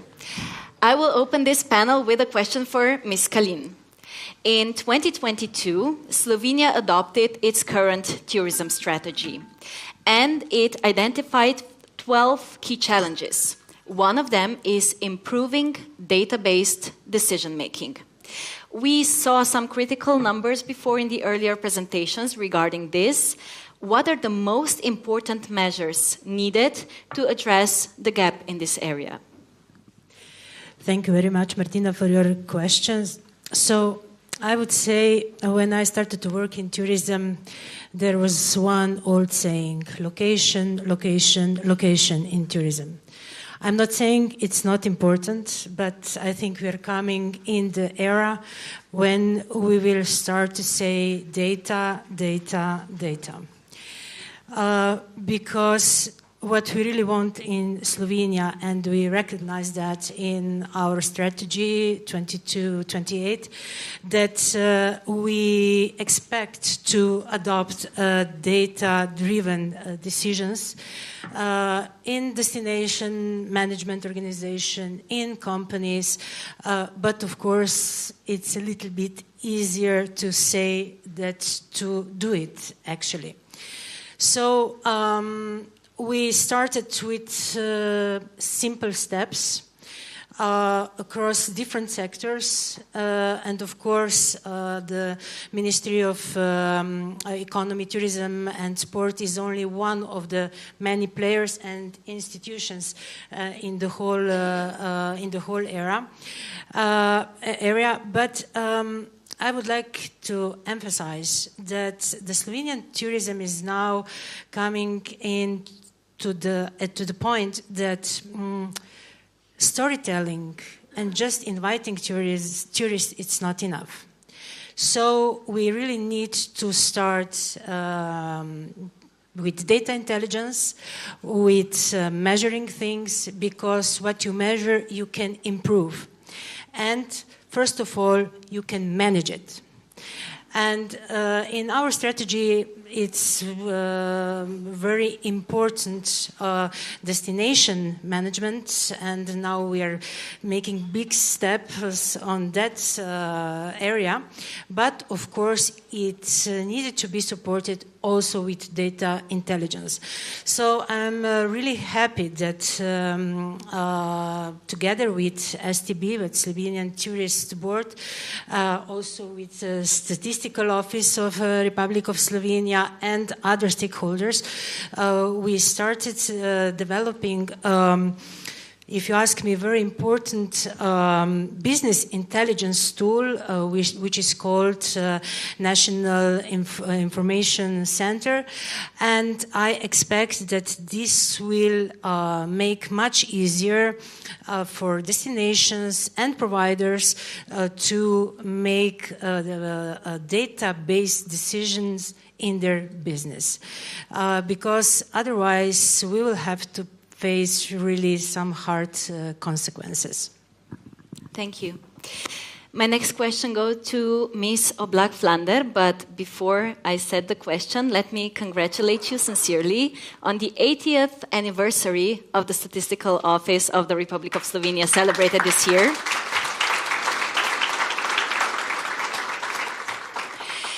So let's go to today's topic. This year, the Statistical Office of the Republic of Slovenia launched a new interactive tool, Tourism Daily. Could you share with us what kind of data, what kind of indicators, what kind of insights are offered within this tool, and what do you see as a future possible advancements? Thank you for the question, and thank you for these nice congratulations. We are very proud that we are already 80 years present in the Slovene territory and that we are a very good partner. And I was looking at the rankings where Slovenia is, where it comes to figures, and I must say that when it comes to the openness of data, we rank the 6th in the world. And when it comes to statistical performance index, we also rank the 6th in the world in the 2022. So I would say that this interactive tool that we have built is based on what we have been doing in the past and listening very careful to the user's needs. So this counter is not a simple counter of arrivals or overnight stays. It brings a lot of descriptive statistics and also accumulates data over the year on a daily basis, only with a 3 days delay. This product was developed to support the Slovene tourism, to be able to model the flows, to forecast, and also to give local destinations information what is going on in their locations, to be able to better manage and to respond to the tourism, what is going on in tourism. And most importantly, these data are presented according to the citizenship of guests that are arriving. They're presented on the statistical regions, municipalities, where the statistical confidentiality allows us to present the data, and also by type of accommodation. And most important thing is that these data are directly comparable with monthly accommodation statistics. So the same methodology is applied to the data on like near real-time data that we disseminate in official statistics, which means that these data are also comparable with other countries. So this is a big advantage, and the thing is that these data are accessible to everybody for free. And I was asking my colleagues to do some statistics about this interactive tool that we have produced. And unfortunately, we had so far, we launched it on the 15th of March, only 5,000 individual, let's say, approaches to this interactive tool. So meaning that we have to do more to bring our products, to build those bridges to the users, to be able to use our data for their decision making. Mm-hmm. Can we maybe check with our audience who used this tool up until now? Hands up. Thank you. Okay, I think we're pretty good, but we can do better. So everybody else, please, right after the panel, you're kindly invited to check it out. Now we are turning to Italy. Mr. Hinteregger, you come from IDM South Tyrol. You focus on sustainable economic development. You support SMEs. You manage tourism marketing, regional product promotion.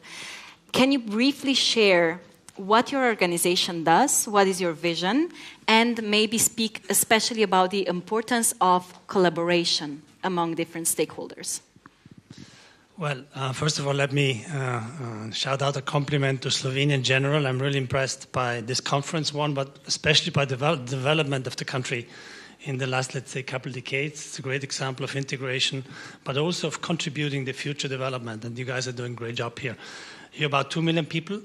A small country, we have 500,000 people. In a pretty big country, 60 million. So very small region. But of course, we're also trying to do or to make our contribution. So the job of EDM is basically we are the regional development company for South Tyrol. So we work across all sectors, tourism of course, but also agriculture, also technologies, construction, food, whatever the important sectors are in South Tyrol.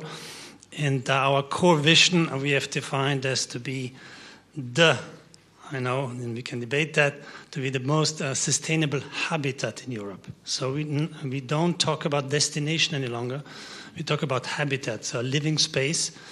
There's a nice German word, Lebensraum, which doesn't translate as nicely in other languages, but it's basically first, it's the locals. So it's really about first to make sure whatever you develop is in syntony or in symbiosis with the local people. So the vision for us is really that first we make sure that the people living actually in South Tyrol, that they are happy there, that there is a high quality of life. And of course to do that we focus basically on 4 areas in our company. Number 1 is sector development. So in tourism we have written like about 4 years ago a new tourism strategy, which is really a completely turnaround, let's say a transformation of tourism. I'm happy to talk about. Second, so sectors, different sectors. Second, digital transformation. Third, sustainability. Fourth, internationalizations, also export and so on and so forth. It's a variety of things. But of course, we are here today to talk more about tourism. And we have defined, as I said, a couple of years ago, a new vision for the tourism. And that vision is really based on 3 values. Number 1, it's the people, so the culture, to make sure that we maintain that local culture. Second, it is about in symbiosis with nature, so of course everything to do with climate change. Third is innovation and a lot about digital and data, of course. And fourth is what you mentioned, collaboration. Because if there's one thing unique to the sector of tourism, I think it's the one and only that needs the most collaboration, not only within, but across every other sector. And we cannot forget that. And that's not easy, right? So I work also with the industry.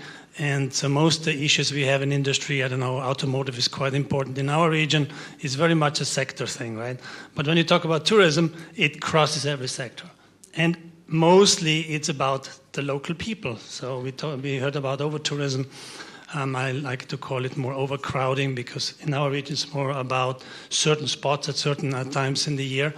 But collaboration is at the very base, and so also one of the main job, if not the most important job of my organization, is to enable dialogue. Enable dialogue across the sectors, create synergies across the sectors, but also with the locals, with the people. And so that's not easy. As you can imagine, there's a lot of different conflicts. And I just give you one example. So as part of the new tourism strategy, actually the government, so we recommended, and the government ultimately approved a new law to put a cap on beds. So in South Tyrol, you cannot add more beds. The total number is 240,000 beds. So just for you to give a sense, I saw before 4.7 million guests in Slovenia. In South Tyrol, you have 8 million guests. So you have 4 times more inhabitants here than we have. And we have more guests, almost double than Slovenia. So we're a little bit a victim of our own success. So a lot of our job now is how do we channel the tourism. We don't want to grow any more quantitatively. It's all about more qualitative and more sustainable and more experience in the product which you offer. But putting a cap on beds that you can basically not add more beds or let's say basically interfere in the free market, as you can imagine, is not very easy, but we strongly believe that's the way to go. Mm-hmm. So I'm staying with you talking about the management of tourism flows. South Tyrol has used a guest card system for 18 years to enhance visitor experiences. Can you tell us how you use the data from this guest card system to improve the experience, manage the tourism flows? Yeah, it's a long project. We are right in the middle, let's say, of the next evolution of this project. It started about 18 years ago, very much locally, so different areas actually developed their own kind of guest card. But the main service, the main goal of a guest card is really to improve the guest experience. So really to basically enable the guest to plan their travel, to basically be also a companion as they are in South Tyrol, and especially to kind of avoid overcrowding and so on and so forth. The basic service, which is included, that you will get free public transport. So you get to South Tyrol, every accommodation will give you this guest card. It's now digital, and so you can jump on a public transport. This is a bus, a train, and you can get a free ride. That's a nice service. It's been paid by the hotel accommodation themselves. As you can imagine, a lot of debate with the locals. Why are getting the tourists a free transport, and we locals have to pay for the transport, right? So this is not an easy. So if you think about, I don't know, if you develop something similar in Slovenia, think about that. But the service is really good because one of the goals also inside of the future vision of our tourism is to get people, of course, more off-roads. So in South Tyrol, 44% of the CO2 footprint is from traffic. And also the government of South Tyrol actually declared and set a goal to be carbon neutral in 2040. So all European countries are actually 2050, we 2040 as well. You can imagine how much dialogue that is creating. How are we going to get there? So of course, in tourism, mobility is the issue, at least in our region, because there's a lot of mountains, and I imagine quite similar also Slovenia. So one thing to give actually free public transport is also to basically motivate guests who come to South Tyrol to leave the car at home. So we also work on basically the arrival. We have several cooperations with the Deutsche Bahn, Austrian Bahn, Trenitalia, to actually try to get people on the train to South Tyrol. Very difficult, right? Because you have to influence behavior and so on and so forth.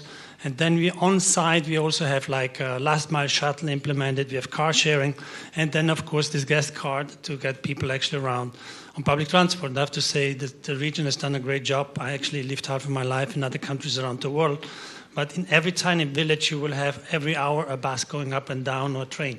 So that the public transport is really good. And so one of the ways we actually use the data from the system, because now it's all digitalized, so we know how many people are jumping on a bus, how many people are actually using this guest card, is to try basically what we call guest visitors flow.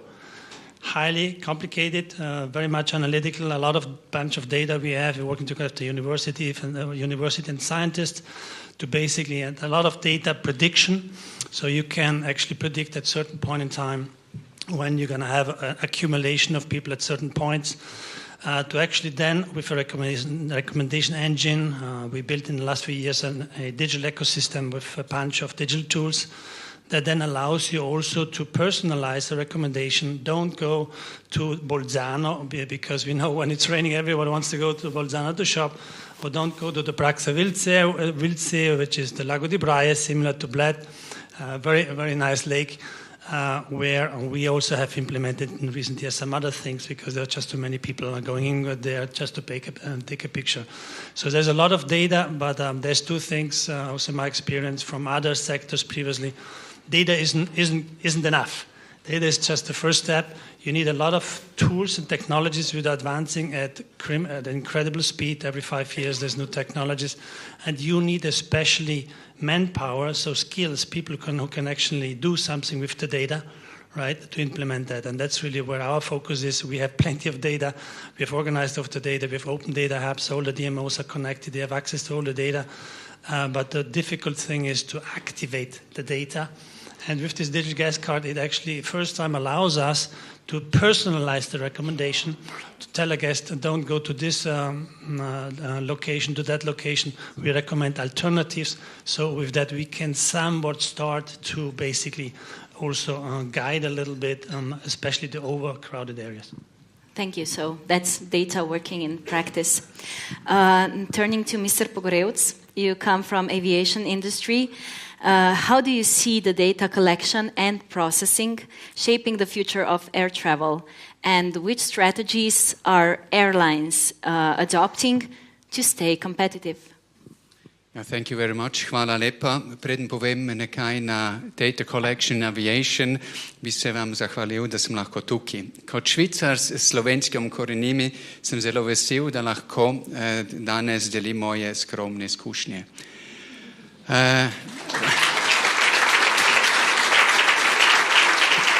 So this was the most difficult part.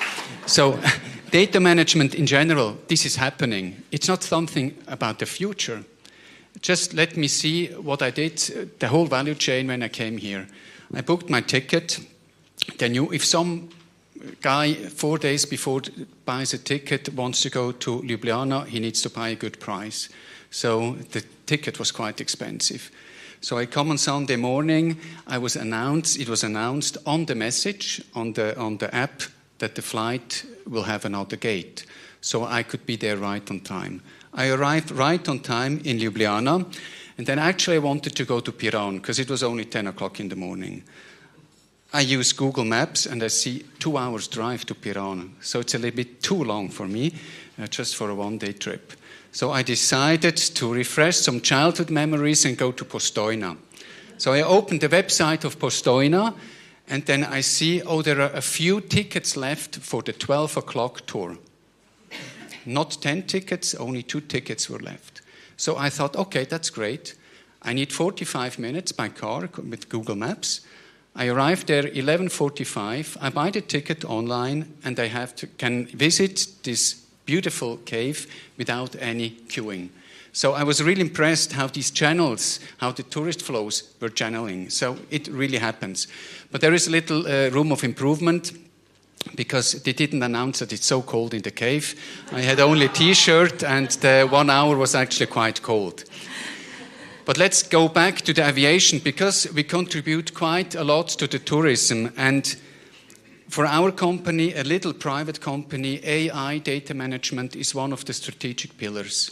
We collect a lot of data, but not only from the customers, but from the flight operation, from weather radars, from whoever data that is available. And to give you a quick overview, our modern aircraft, the E2, collects 1.5 gigabyte raw data per flight hour. You can imagine with the fleet of 22, it's tremendous, the data that we could have to analyze. So there are some estimations that only aviation will generate in the year 2026 96 billion of gigabyte data. So for what can we use that? And now to your question. One is operational efficiency. We use a lot of data. We heard this morning when we briefed, you had a lot of turbulences coming here. The plane was delayed. We all have the picture in mind when the Austrian Airlines flight tried to land in Vienna, came in a hailstorm, was completely destroyed. Using data efficiently, we can optimize flight routes. Be more on time. Furthermore, planes, they were operated by human beings. And the big risk today is the so-called fatigue. So how do we make flight schedules that the crew is not fatigued, that they can perform? And last but not least, how can we reduce emissions? This is a very important point. So with the efficient use of data, we can increase reliability, safety, and reduce emissions. But you as a customer, what do you have from it? If we know you, we know what kind of product we can offer to you. We can assess how many times we have to fly to Ljubljana from Zurich. Is one flight enough, or 2 flights per day, whatever? So these are the data we can use, and we can streamline the offers that we give to the passengers who want to make vacation here in Slovenia. And last but not least, I said sustainability challenges, aviation industry as well. We committed to net zero 2050.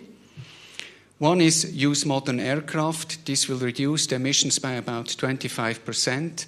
The second thing would be single European sky. We still operate like in the late 60s, not modern like in the new millennium. And last but not least, we estimate that efficient data management will reduce emissions by additional 5%. So if this is not a good reason of using it, let's go for it. So these are all the opportunities. What is one biggest challenge that you see to this actually all becoming true? As I said, it's on the technical side, it's a tremendous amount of data. So we work with the ETH, the Technical University of Zurich, to streamline the data. And of course, the operator, all the Boeings, Airbuses, they give you hints, but they just use a part of the data. So we use artificial intelligence to know when we have to replace things. Maybe you know 30% of all the delays on the airfield, on the airport, are caused by short-term maintenance actions. 30%. If you can use data analytics to prevent that, we can be more efficient. So it's the quantity of the data, and then from the consumer side, the data protection laws, of course. Thank you. Coming back to Ms. Kalin, we mentioned already today the protests happening around the world in regards to mass tourism and Slovenia wanting to stay boutique, green, connected with nature, with local communities. How can and how will Slovenia use data to balance, on one hand, attracting tourists and on the other hand, preserving and maybe even increasing the quality of life of local communities? Well, I think that Slovenia chose the great moment to adopt the strategy that we are not chasing records anymore. Of course, we count arrivals and so on, and it's important. The numbers on the economic levels are important, of course, because tourism, at the end of the day, is business. So numbers are important.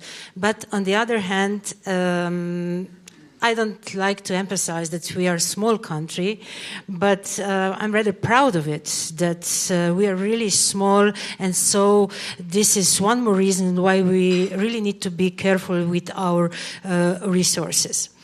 Of course, all those data, Apolonija taught me when I was, I think, just 2 or 3 weeks the ministry, that we are one of the most measured country in the world. That we have 200 and more databases, some of them also silos of information because we don't use it. And this is our problem. We hope at least a little part of it we will manage to solve with all our efforts together with Slovenian Tourism Board and also the Statistical Office of Slovenia. What I'm trying to say is that we caught the right moment to start think differently. It's not so important that we get millions of guests, but we want to have guests that are friendly to our destination and to our people. Of course, as I mentioned, we are counting arrivals and so on. But I think that in the near future, we will really need to be more careful about community sentiment about tourism. Because in tourism you can measure many things.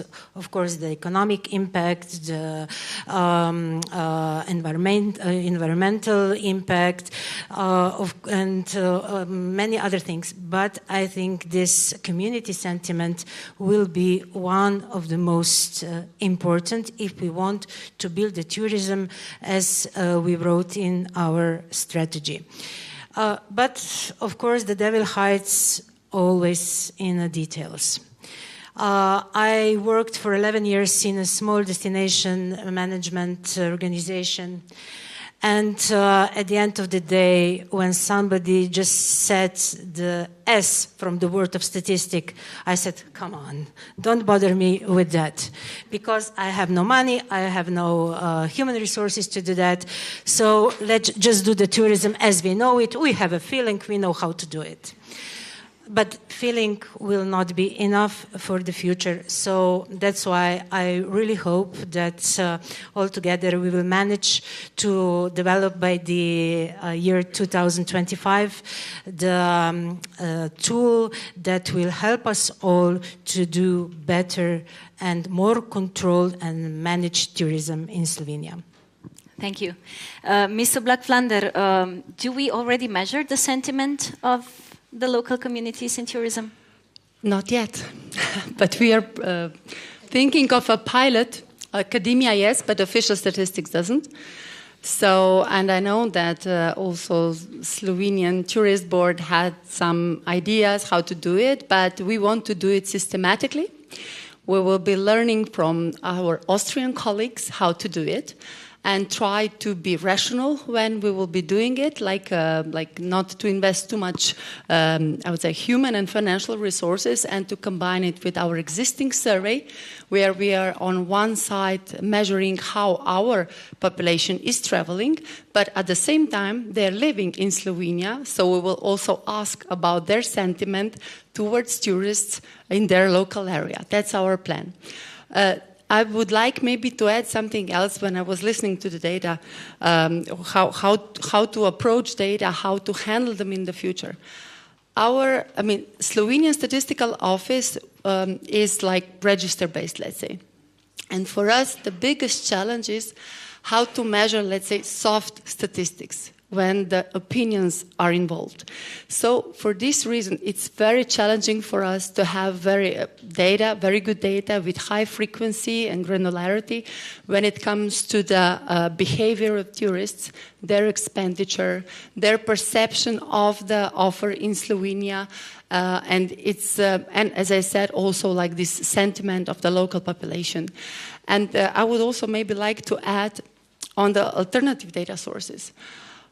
We, as official statistics, we have already started to use it and to give good insights also on the phenomenon that we are not measuring yet, to help the tourism in Slovenia to have this good information. And for us, it's also very challenging, how to have a powerful IT infrastructure, how to have skilled people to work with this data. Because, being an official statistician, it's not a very popular job, but we need powerful, skilled workers, employees, who know how to handle this data. And I think that also AI will help us, but we need to also get the battle with the ministry in charge for digitalization, because we have to work with this data in secure environment, because we can only use AI when our data are disseminated. So maybe we can improve our customers' experience, but we have also other processes to produce data, and we see a big potential, if I may, to add to this conversation. Yes, of course. Mr. Hinteregger, do you measure the satisfaction of local communities in South Tyrol? Yes, we do. We have something called that. Does it work? Yeah. Okay. We measure it in different ways. So actually there's the research center called EURAC. It's an institution which does a lot of scientific work. They basically measure this since a few years. That's one thing. And then also we are developing a local sustainability label, which is basically based on the GSTC, which I guess many people know. So the South Tyrol sustainability label is basically equivalent to the GSTC. We also developed that for destinations. So as part of that, you have to ask the population about tourism. That's interesting. They just did it in my little village recently, which has very little tourism, actually, only 3-4 hotels, and was surprised how, let's say, neutral, let's call it, people are about tourism. But there's this general sentiment, which you heard a little bit about tourism, and in South Tyrol it's very much felt. So sentiment is very important. And then you have also now independent people doing it. So there's different data sets around, and we have done it in the last 4 years now, and you see every year the sentiment is going the wrong direction. So you know that you got to do something, right? And especially with COVID, everybody thought, wow, we got a big problem. We had a drop of 10% of the GDP, and 90% of the drop was driven by tourism, because there was zero. And Italy actually had a drop of 9%. First time South Tyrol basically performed worse than Italy. Usually South Tyrol is kind of, let's say, the top leading region in Italy. But interestingly, afterwards, we were able to recover very fast our basically tourism industry. And already in 22, we had better numbers in 2019, which was a record year. 2019 record year, 22 record year, right? So people also see that. And we stopped a lot of things. We do no more marketing. The summer, for example, since 3 years, we decided to do no marketing, no promotion or anything. We have completely changed our complete marketing strategy to really focus basically on some seasons, some destinations, so on and so forth, to really channel, let's say, our guests. Also, but this is little steps. Now, actually, next week, we are kicking off a big project called basically habitat development, as I mentioned before, where we want to get in a much more serious dialogue with the citizens, and especially the ones which are completely opposed. We had 2 weeks ago Extinction Rebellion. Anybody knows Extinction Rebellion? Never heard about Extinction Rebellion? Okay, so you are still in a good place. Once you have got the Extinction Rebellion coming through your region, it's very serious. Basically, Extinction Rebellion is like a Greenpeace, sort of Greenpeace activists, but they want to do it with the civilians, involving the civilians. So basically, they came to our headquarters and put up a big memorandum. They started at our headquarters because we support tourism, amongst other things, and basically saying stop tourism in Südtirol, right? And then they went around, tourists go home. Have you seen that before? In Barcelona, some other places. So you can imagine South Tyrol, and we measure every year also, the sentiment of the guests. Why do they come to South Tyrol? And yeah, there's many things, the mountains which you have, food, many other things, but the one that is at the very top always is really the, the hospitality. That's the very, very, very top region. Much stronger than, let's say, our neighboring region on the northern side and the southern side. So as you can imagine, if that's really a critical factor, you got to make sure that the local community and people actually support tourism, right? So yes, we measure it, but more important is, as I said before, to do something about it.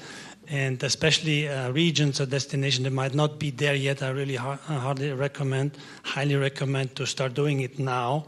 Because once you are in that kind of spiral, it's crazy difficult. And with post-COVID, psychological and other things which we have been seeing in recent years, it gets more and more difficult. And numbers are not good enough. So we show like every euro that's generated in South Tyrol generates a €20, right? Tourism is about 10% of the GDP of South Tyrol, but when you also calculate the impact on other categories, it's actually over 20%. But those discussions, the rational discussions, they don't break through anymore because it's very emotional. So you really have to invent new ways of dialoguing with people and listening a lot to them and trying to, as you develop the region, to take them with you and make a lot of compromises. Thank you. So we are slowly running out of time. We have to finish this discussion, although it's very interesting and we could take it several directions. I would like you all to finish with one sentence, one message that you want our audience to hear today. And let's start maybe with Mr. Pogorec. I adapted quickly because I heard a nice word from Erwin Hinteregger. So actually, the use of data will enable the airlines and the tourism sector to be more efficient, to be more sustainable, and to be more successful. But above all, and this is what I now improvise, is the word hospitality, despite all hard facts in data, needs to be in our mind, because otherwise, only with data alone, we cannot generate added value to the customers. Thank you. Ms. Oblak, Flander? Now you got me. I would say that Slovene tourism deserves high-quality data, that we need to continue work together to provide our stakeholders quality data, and at the same time work on finding ways that they will find out the abundance of data that is already there and get skilled them to be able to use it in a proper way. Thank you. Ms. Kalin? Well, I would say that hospitality is in our DNA. So in tourism, people first, always. But of course, for quality decision making and for good management, we need data. So we saw today in the presentations that Slovenian tourism sector is a little bit slow in adopting new technologies, digitalizations, and data and so on. So I hope we will manage to speed up a little bit this process, because my silent wish is also not only to collect data and to make the right choices from it, but also to do a step forward and start to forecast with new tools. And I think with that kind of actions, we can also, on the long run, improve our sentiment of the local communities. So I think we've done a lot, but still a lot to do. Thank you. Mr. Hinteregger? It's very interesting because the conference is about data, and we talk a lot about other aspects. So of course, leverage data, leverage AI, all these tools. That's great. You gotta leverage them to enable tourism. But if there's anything I might leave you, it's tourism is a people business, and it's a team sport. So put your people at the center and drive collaboration across every sector. Those are maybe a couple of good ingredients for success. Thank you very much. Now we have, yes, let's give it up.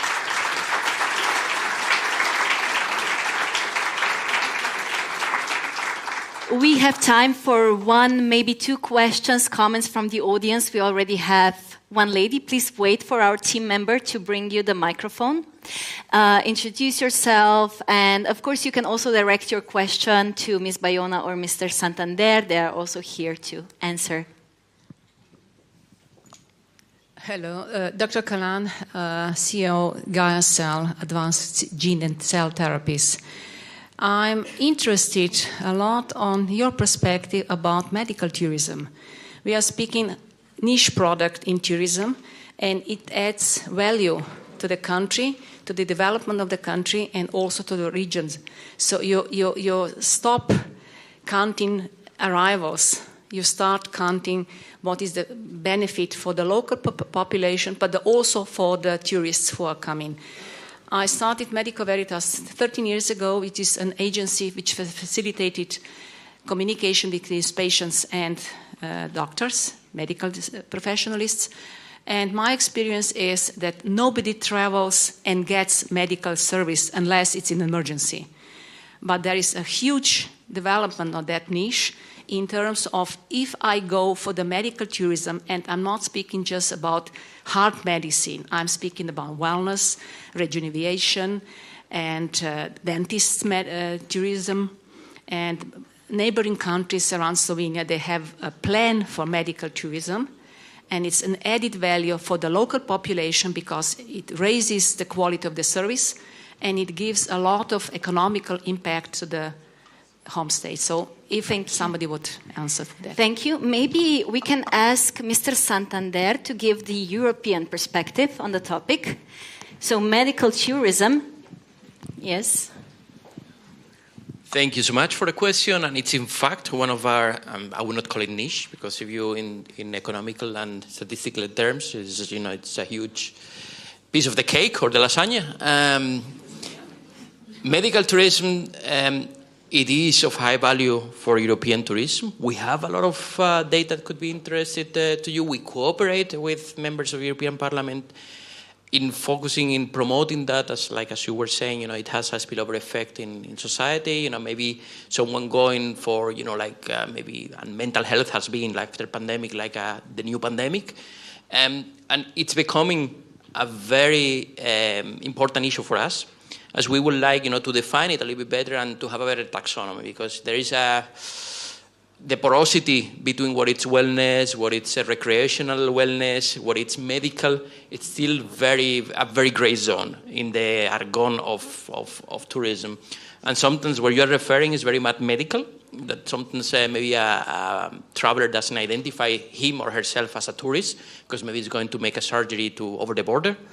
And therefore, we don't count that person maybe as a tourist and what the effects can have. I'm very happy to provide more information. We have some studies on medical tourism, and we have really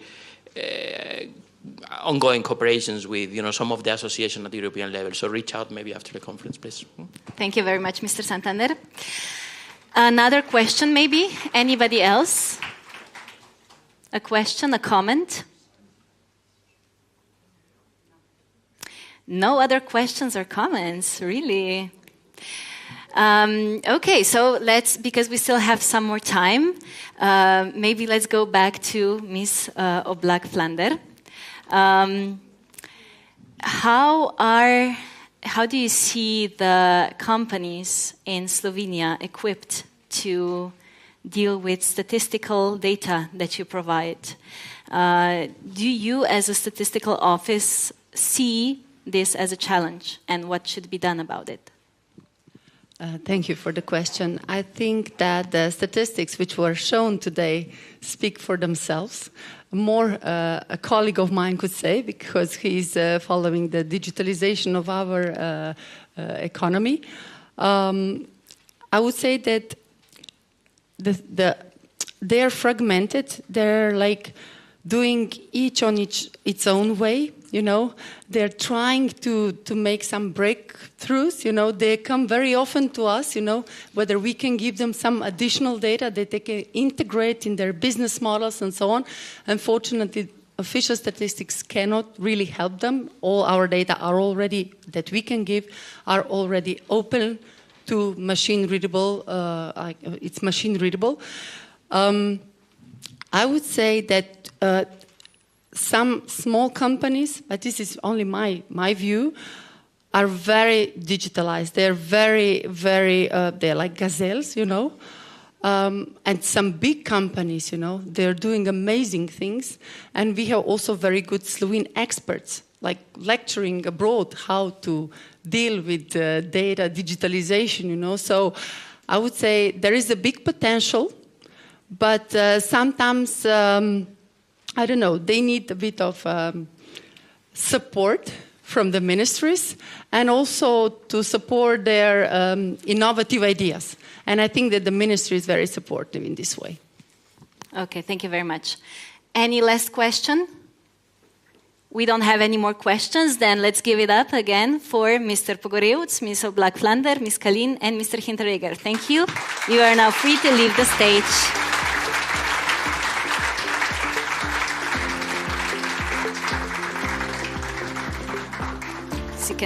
Yes. Thank you. So, based on today's discussion, we have one final thought that we want to leave you with. So it's not just about collecting and storing data. It's about having people, and people with skills who will know how to use this data. So we need to act on it to improve how we do things today, with a final goal in mind: protect the beauties of our countries, the nature, the culture, and improve the lives of local communities. Thank you all for being with us. Our discussions will continue, but in a slightly more informal setting. We kindly invite you to a light lunch that is going to happen just beyond these doors. Thank you for being the part of today's dialogue, and I wish you all a very productive and inspiring rest of the day. Thank you.